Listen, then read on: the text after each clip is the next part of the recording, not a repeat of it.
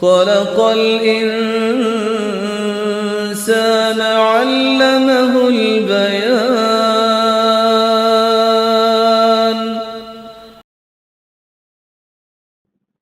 نحمده ونصلي على رسوله الكريم، أما بعد، فأعوذ بالله من الشيطان الرجيم. بسم الله الرحمن الرحيم. رب اشرح لي صدري ويسر لي أمري واحلل عقدة من لساني يفقهوا قولي. ترجمہ: وَإِذَا، اور جب، حُيِّيتُم، دعا دیے جاؤ تم، بتحیّۃٍ، زندگی کی دعا، فحیّو، تو تم بھی دعا دو، بأحسن منہا، اس سے زیادہ اچھی، او ردوہا، یا لوٹا دو اسی کو، ان اللہ، بے شک اللہ تعالی، کانا، ہے، علی کل شیء، ہر چیز پر، حسیبا، حساب لینے والا. تفسیر: اذا حییتم بتحیۃ فحیوا باحسن منہا او ردوہا، کہ جب تم احترام کے ساتھ سلام کیے جاؤ تو اس سے بہتر سلام کرو یا اسی کو لوٹا دو.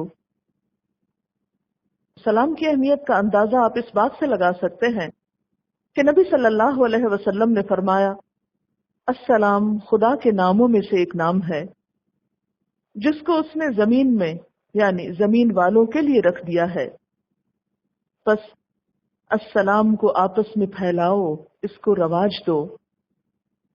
حضرت آدم علیہ السلام کی پیدائش کے وقت پہلی بات ان کے وجود میں آنے کے بعد جو کہی گئی وہ سلام تھا. بخاری اور مسلم کی روایت ہے.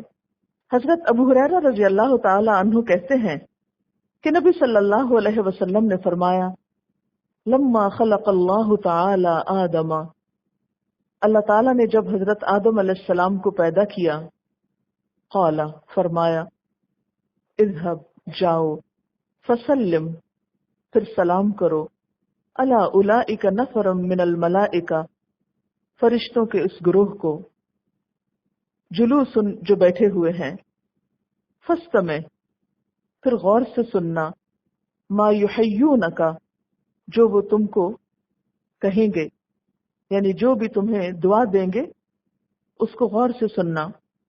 فإنہا تحیتک، کیونکہ وہ تمہارا سلام ہوگا، وتحیت ذریتک، اور تمہاری اولاد کا سلام ہوگا. فقال، تو حضرت آدم علیہ السلام نے جا کر کہا، السلام علیکم. فقالوا، تو انہوں نے کہا، السلام علیکہ ورحمۃ اللہ. جواب میں فرشتوں نے ان کے لیے السلام علیکہ کہا کیونکہ وہ ایک تھے اور فرشتوں کی جماعت تھی. فزادوہ ورحمۃ اللہ، اور انہوں نے رحمت اللہ کا اضافہ کیا کیونکہ بأحسن منہا کرنے کے لیے. اسی طرح ایک اور حدیث میں آتا ہے، حضرت ابو عمارہ برا بن عازب سے روایت ہے کہ ہمیں نبی صلی اللہ علیہ وسلم نے 7 باتوں کا حکم دیا: بیمار کی مزاج پرسی کا، جنازوں کے پیچھے چلنے کا یعنی اس میں شریک ہونے کا، چھینکنے والے کی چھینک کا جواب دینے کا. کیسے جواب دیتے ہیں؟ یرحمک اللہ کہہ کر.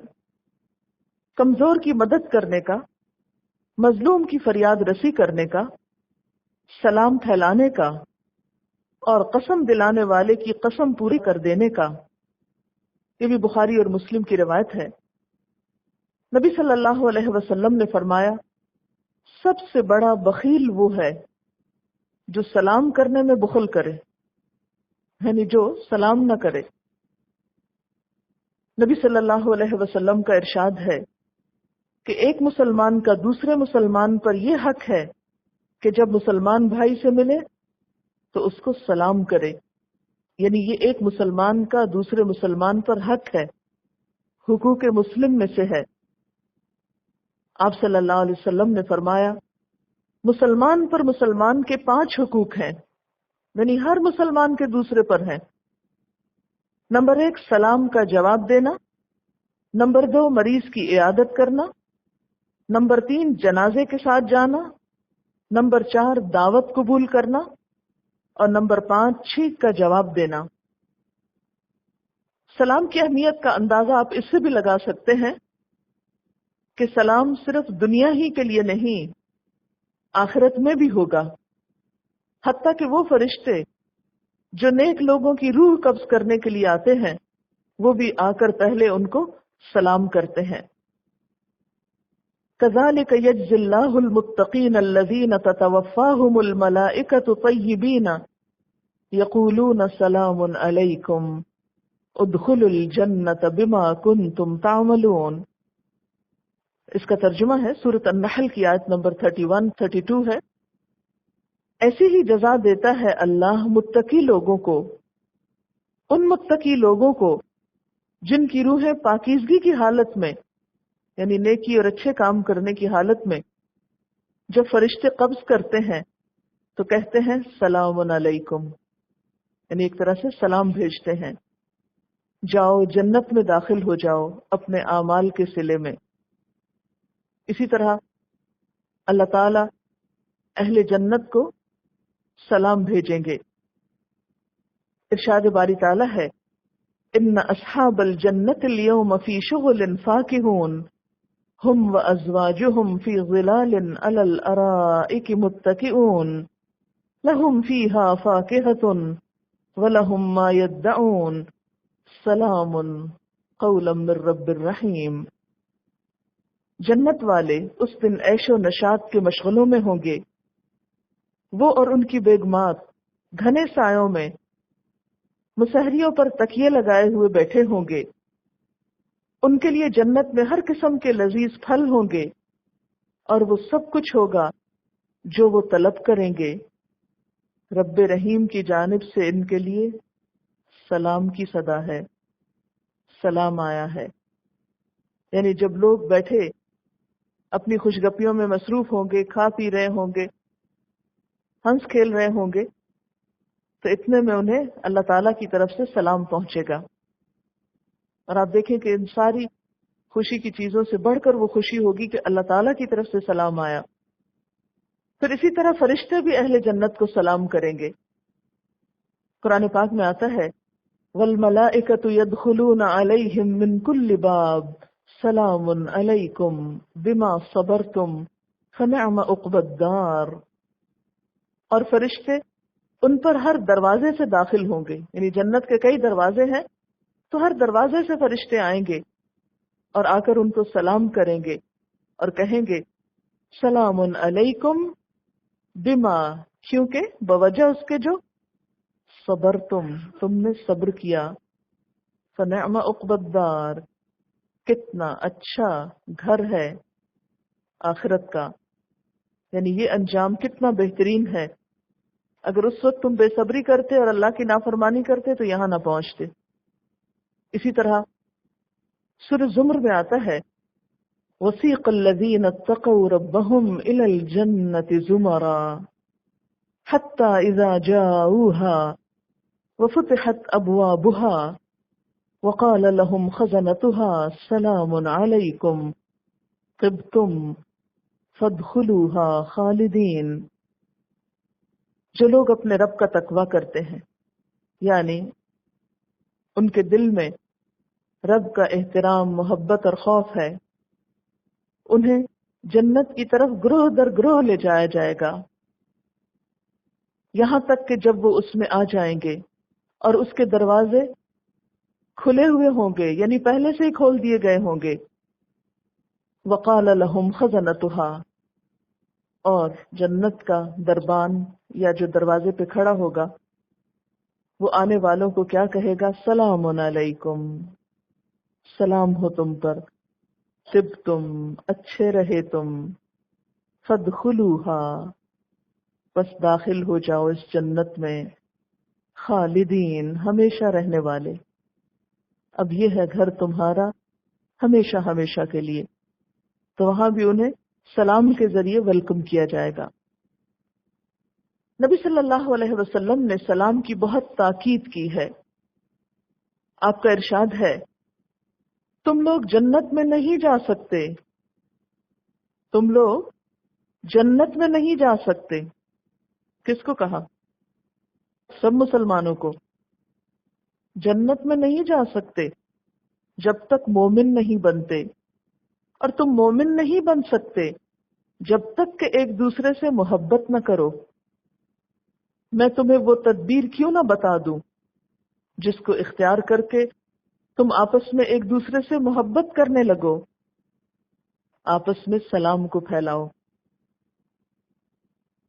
سلام کا فائدہ کیا ہے؟ اس میں ہم دیکھتے ہیں پہلی بات تو یہی کہ اہل جنت کی صفت ہے. جنت والے وہاں پر کوئی لغو بات نہ سنیں گے، نہ کوئی گناہ کی بات ہوگی. لا يسمعون فيها لغوا ولا تأثیما الا قیلا سلاما سلاما. نہ وہ وہاں لغو باتیں سنیں گے نہ گناہ کی بات، بس ہر سو سلام ہی کی صدا ہوگی. گویا جنت میں لے جانے والے کاموں میں سے اہم ترین کام سلام کرنا ہے، کیونکہ وہاں رہنے والوں کا بھی پسندیدہ فیورٹ جو کلام ہوگا وہ یہی ہوگا. تو اگر آج ہمیں اس سے گھبراہٹ ہوتی ہے اور آج ہم یہ نہیں کرنا چاہتے یا اس میں بخل کرتے ہیں یا اس کو پسند نہیں کرتے، تو پھر سوچ لیجئے کس چیز کی تیاری کر رہے ہیں. کیونکہ جنت کی تیاری کے لیے یہ ضروری ہے کہ سلام کی عادت ہو.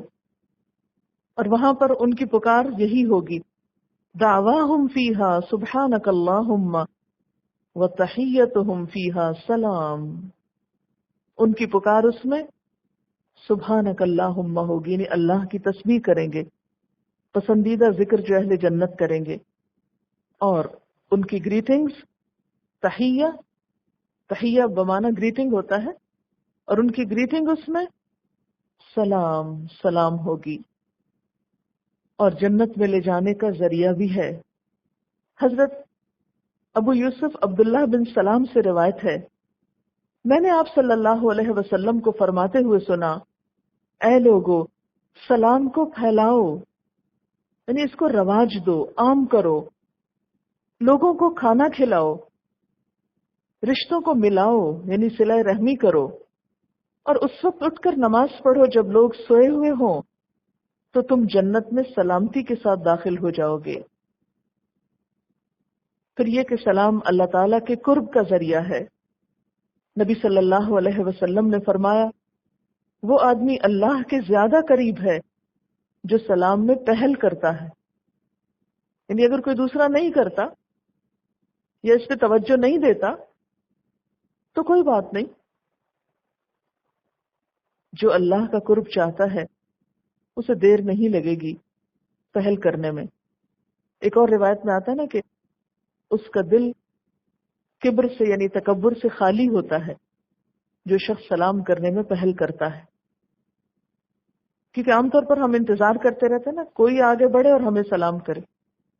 کبھی بھی ایسا خیال آپ کے دل میں گزرے تو فوراً سوچیں یہ تکبر کی علامت ہے، میں خود کیوں نہیں بڑھ جاتی سلام کرنے کو. اور سب سے بہتر اسلام کیا ہے؟ حضرت عبداللہ بن عمرو بن العاص سے روایت ہے کہ ایک آدمی نے نبی صلی اللہ علیہ وسلم سے سوال کیا، اسلام کی کون سی بات سب سے زیادہ بہتر ہے؟ آپ نے ارشاد فرمایا، تم بھوکے کو کھانا کھلاؤ اور ہر شخص کو سلام کرو، چاہے تم اسے پہچانو یا نہ پہچانو. کیونکہ عام طور پر ہم صرف اس کو سلام کرتے ہیں جس کو ہم جانتے ہیں.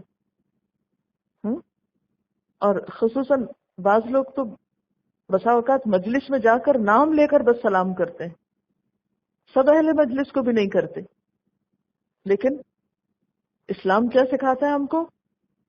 ہر ایک کو سلام کرو. ظاہر ہے کہ اگر کوئی شخص اجنبی ہے اور آپ اس لیے اس کو سلام نہیں کریں کہ آپ اس کو جانتے نہیں، تو سلام کرنے سے جاننا شروع ہو جائیں گے، اس سے بریک تھرو ہو جائے گا، یہ اس سے ابتدا ہو جائے گی، اجنبیت ختم ہو جائے گی. کیونکہ اسلامی معاشرے میں یہ نہیں ہو سکتا کہ لوگ اجنبی بن کر رہیں اور ایک دوسرے کو جانتے پہچانتے نہ ہوں. اور اپنی دنیا الگ بنا کر رہیں. نہیں، اسلامی معاشرے میں ہر مسلمان دوسرے کا بھائی ہے. المسلم اخو المسلم. اور یہ بھائی چارہ اور اخوت اور مواخات اسی وقت ہو سکتی ہے جب ہم بیسکس سے شروع کریں گے، چھوٹی چھوٹی چیزوں سے شروع کریں گے. اور بظاہر دیکھنے میں سلام کرنا ایک معمولی سی چیز ہے، لیکن اس سے محبت کی پہلی اینٹ رکھی جاتی ہے. پھر یہ ہے کہ سلام کب کرنا چاہیے. سب سے پہلا تو یہ کہ ملاقات کے وقت، جب آپ کے سامنے کوئی آتا ہے، آپ ملاقات کرتے ہیں، گفتگو سے پہلے کرنا چاہیے. نبی صلی اللہ علیہ وسلم نے فرمایا، جو کوئی سلام سے پہلے کچھ بات کرنے لگے اس کا جواب نہ دو. جو کوئی سلام سے پہلے اور باتیں شروع کر دے تو اس کی باتوں کا جواب نہ دو، یعنی جب تک وہ سلام نہ کرے. تو گفتگو کا آغاز سلام سے ہونا چاہیے. پھر اسی طرح گھر میں داخل ہوتے وقت خاص طور پر سلام کرنے کا حکم ہے قرآن پاک میں. سورۃ النور آیت 61 میں فرمایا، فَإِذَا دَخَلْتُمْ بُيُوتًا فَسَلِّمُوا عَلَىٰ أَنفُسِكُمْ تَحِيَّةً مِّنْ عِندِ اللَّهِ مُبَارَكَةً طَيِّبَةً.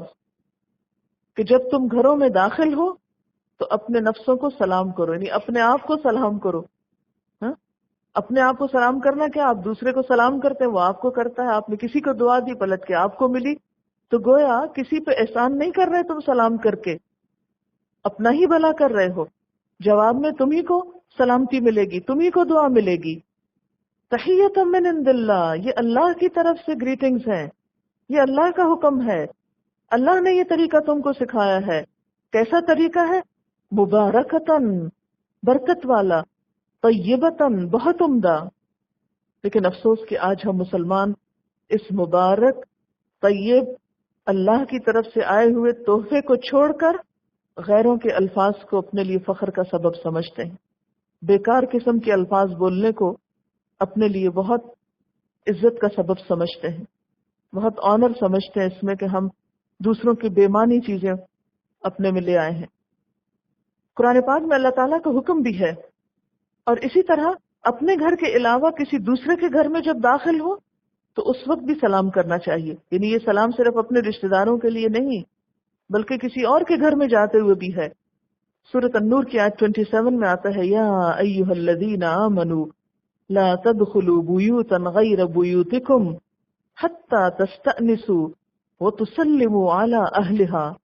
اے لوگو جو ایمان لائے ہو، اپنے گھر کے سوا کسی دوسرے کے گھر میں داخل نہ ہو یہاں تک کہ تم انس حاصل کر لو اور اس کے رہنے والوں پر سلام نہ بھیج لو. کیونکہ بسا اوقات ہم ایسے ہی کسی کے گھر میں داخل ہو جاتے ہیں، دوسرا شخص ڈر جاتا ہے دیکھ کے، ہاں کہ پتہ نہیں کون آ گیا. تو اس میں اسلامی ادب اور اخلاق کیا ہے کہ بلند آواز سے سلام کیا جائے تاکہ دوسرا کسی خوف کا شکار نہ ہو. پھر حضرت انس رضی اللہ تعالیٰ عنہ بیان فرماتے ہیں کہ آپ نے مجھ سے فرمایا، اے بیٹے، حضرت انس کو جو آپ کے پاس تقریباً 10 سال رہے تھے آپ کی خدمت میں، فرمایا اے بیٹے، جب تم اپنے گھر والوں کے پاس جاؤ تو سلام کرو اور تمہارے گھر والوں پر برکت ہوگی. یعنی سلام کرنا گھر میں برکت کا ذریعہ ہے. عام طور پر ہم کہتے ہیں معلوم نہیں کیا ہے، گھر میں برکت نہیں ہے. بہت کچھ زندگی میں لیکن برکت نہیں.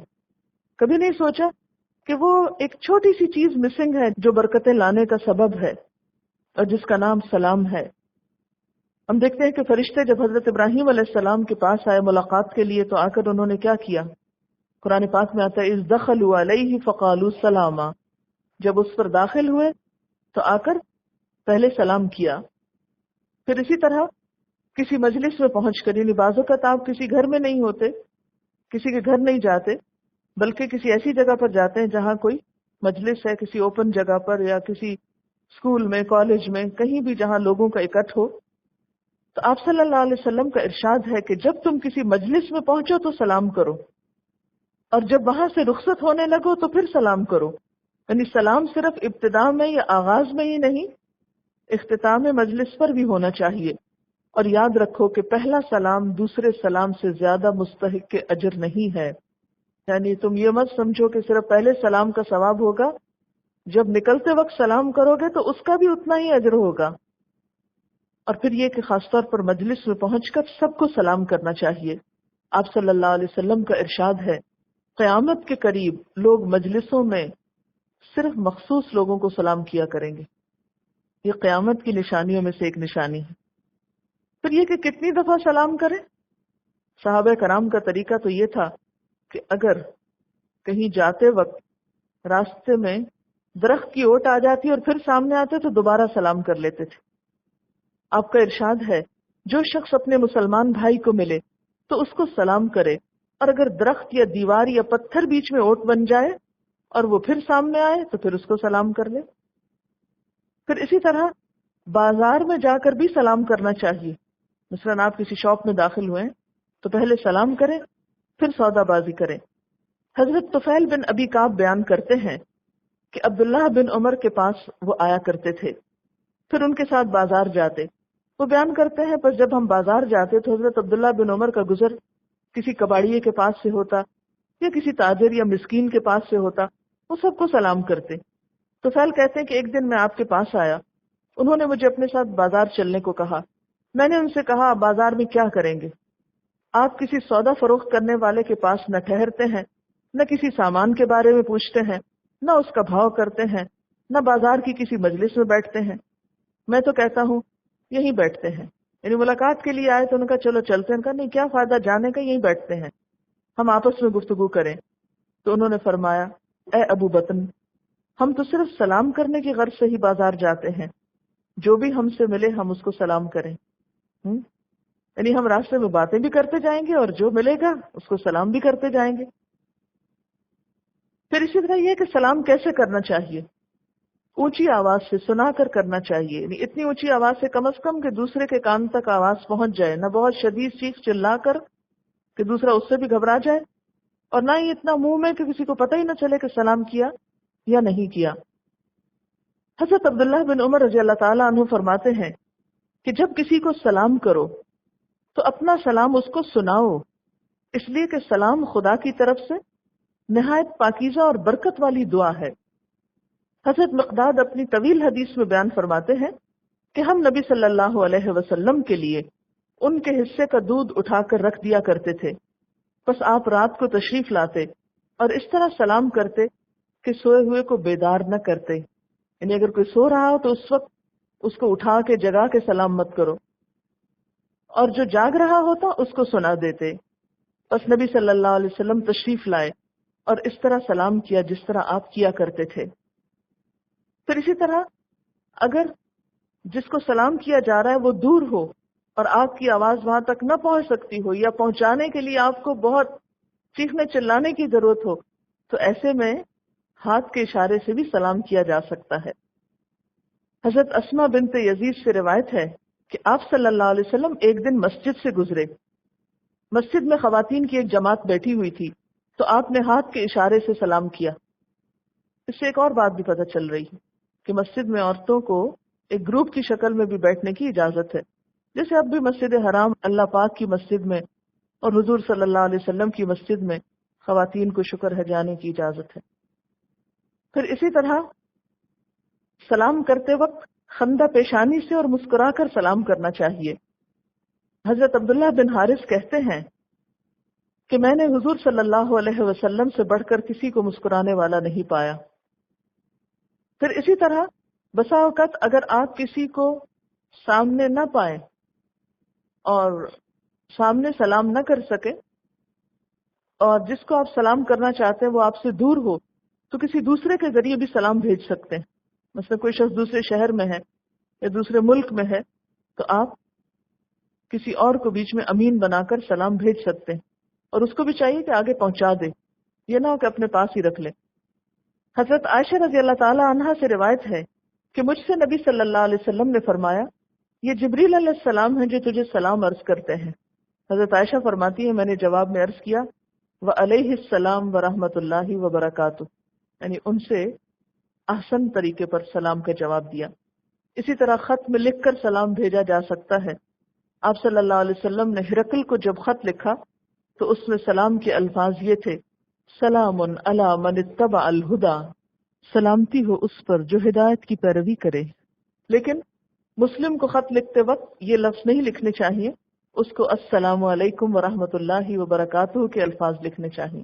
پھر اسی طرح ٹیلی فون پر بات کرتے وقت، یعنی اگر مخاطب سامنے نہیں اور فون پر ہے تو اس میں بھی صرف ہیلو پر اکتفا نہ کریں بلکہ السلام علیکم سے بات کا آغاز کریں۔ پھر اسی طرح یہ ہے کہ کون کس کو سلام کرے۔ اس میں پہلی بات یہ ہے کہ ہر ایک کو سلام کیا جائے، یعنی اس میں کوئی تخصیص نہیں ہے کہ مخصوص لوگ مخصوص کو ہی سلام کرتے رہیں ہمیشہ۔ ہر شخص کو چاہیے کہ وہ دوسرے کو سلام کرنے میں پہل کرنے کا سوچے۔ نبی صلی اللہ علیہ وسلم نے فرمایا تقرأ السلام علی من عرفت ومن لم تعرف، تم سلام کرو اس کو بھی جسے تم پہچانتے اور اس کو بھی جسے تم نہیں پہچانتے۔ آپ صلی اللہ علیہ وسلم نے فرمایا کسی مسلمان کے لیے یہ بات جائز نہیں کہ وہ اپنے مسلمان بھائی سے 3 دن سے زیادہ قطع تعلق کیے رکھے، کہ جب دونوں ملیں تو ایک ادھر کترا جائے دوسرا ادھر نکل جائے۔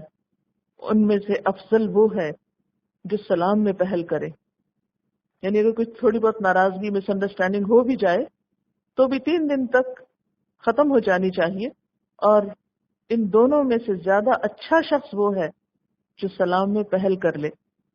نبی صلی اللہ علیہ وسلم سے کسی نے پوچھا کہ جب 2 آدمی ایک دوسرے کو ملے تو ان دونوں میں سے کون پہلے سلام کرے؟ آپ نے فرمایا جو ان دونوں میں خدا کے نزدیک زیادہ بہتر ہو۔ تو اس کا مطلب کیا ہے کہ جو پہل کرے گا وہ زیادہ نمبر پائے گا۔ حضرت عبداللہ بن عمر رضی اللہ تعالی عنہ سلام میں پہل کرنے کا اتنا اہتمام فرماتے کہ کوئی شخص ان سے سلام کرنے میں پہل نہیں کر پاتا تھا۔ پھر اسی طرح چھوٹے بچوں کو سلام سکھانے کے لیے سلام میں پہل کرنی چاہیے۔ ویسے تو یہ نا کہ بچوں کو چاہیے کہ وہ بڑوں کو سلام کریں، لیکن بچے جب جانتے ہی نہیں تو ماں باپ کو یا بڑوں کو سکھانے کے لیے خود پہل کرنی چاہیے تاکہ ان کو انکریجمنٹ ہو۔ حضرت انس رضی اللہ تعالی عنہ چھوٹے بچوں کے پاس سے گزرے تو انہیں سلام کیا اور فرمایا نبی صلی اللہ علیہ وسلم ایسا ہی کیا کرتے تھے۔ حضرت عبداللہ بن عمر رضی اللہ تعالی عنہ خط میں بھی بچوں کو سلام لکھا کرتے تھے، یعنی ان کو بھی اگنور نہیں کرتے تھے یا بھولتے نہیں تھے۔ پھر اسی طرح یہ ہے کہ عام حالات میں چھوٹوں کی ذمہ داری ہوتی ہے کہ وہ بڑوں کو آگے بڑھ کر سلام کریں۔ نبی صلی اللہ علیہ وسلم نے فرمایا چھوٹا شخص بڑے کو، چلنے والا بیٹھے ہوئے کو، اور تھوڑے افراد زیادہ لوگوں کو سلام کرنے میں پہل کریں۔ پھر اسی طرح سوار پیدل کو سلام کرے، یعنی اگر ایک شخص گھوڑے پہ جا رہا ہے اور دوسرا پیدل جا رہا ہے تو اوپر والے کو چاہیے کہ وہ نیچے والے کو سلام کرے۔ شاید اس میں بھی حکمت یہ ہو کہ تکبر کا خاتمہ ہو، کیونکہ گھوڑے پر بیٹھ کر تو مختالن فخورا ہونے کا ڈر ہے۔ نبی صلی اللہ علیہ وسلم نے فرمایا سواری پر چلنے والے پیدل چلنے والوں کو اور پیدل چلنے والے بیٹھے ہوئے لوگوں کو اور تھوڑے زیادہ کو سلام کرنے میں پہل کریں۔ اب یہ ہے کہ کب سلام نہیں کرنا چاہیے۔ اب اتنی فضیلت پڑھ کے آپ کو یہ خیال آئے گا کہ ہر وقت ہر موقع پہ سلام کیا جائے، لیکن اسلام اعتدال کا دین ہے۔ جہاں ایک نیکی کی بات کی تاکید کی جاتی ہے وہاں اس کا ادب، سلیقہ اور تمیز بھی سکھائی جاتی ہے۔ یہ نہیں کہ نیکی کرنے کا مطلب یہ ہے کہ ہر موقع بے موقع نیکی کی جائے۔ نیکی کا بھی ایک وقت ہوتا ہے، ایک طریقہ اور سلیقہ ہوتا ہے۔ نمبر 1، جب لوگ قرآن و حدیث پڑھنے یا پڑھانے میں مصروف ہوں، مثلا اس وقت کلاس ہو رہی ہے، اب یہ درست نہیں ہوگا کہ کوئی آئے اور بلند آواز سے سلام کرے اور سب اس کی طرف توجہ کرے، وعلیکم السلام کہے، اور ابھی ایک لائن اور پڑھی جائے تو پھر ایک اور آ جائے اور پھر وہ سلام کرے، تو یہ طریقہ درست نہیں ہے۔ اسی طرح جب کوئی شخص انڈیویجولی بھی قرآن پاک کی تلاوت کر رہا ہو تو اس کو سلام نہیں کرنا چاہیے تاکہ اس کا سیکوینس نہیں ٹوٹے، یا کوئی شخص پڑھنے میں مصروف ہے اس کو سلام نہیں کرنا چاہیے جا کر، کیونکہ اس کی پڑھائی ڈسٹرب ہوتی۔ اور ہمارے ہاں حال یہ ہے کہ اگر کہیں آپ بیٹھ جائیں پڑھنے تو پھر آپ کی خیر نہیں، کہ اسی وقت سب کو آپ اچھے لگتے ہیں اور اسی وقت سب آپ کو سلام کرتے ہیں۔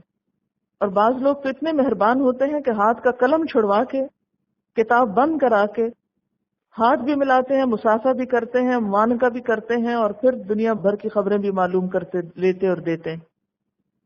لیکن آپ دیکھیں کہ ایک ایک منٹ قیمتی ہوتا ہے، اور خصوصاً آپ کو یہ معلوم ہے کہ جب آپ کوئی کام کر رہے ہوتے ہیں، خصوصاً پڑھنے کا کام کر رہے ہوتے ہیں، تو آپ کے دماغ میں ایک پوری فلم چل رہی ہوتی، کوئی شخص آ کے اس کو بریک کر دیتا ہے تو دوبارہ اس کو جوڑنے میں مشکل پیش آتی۔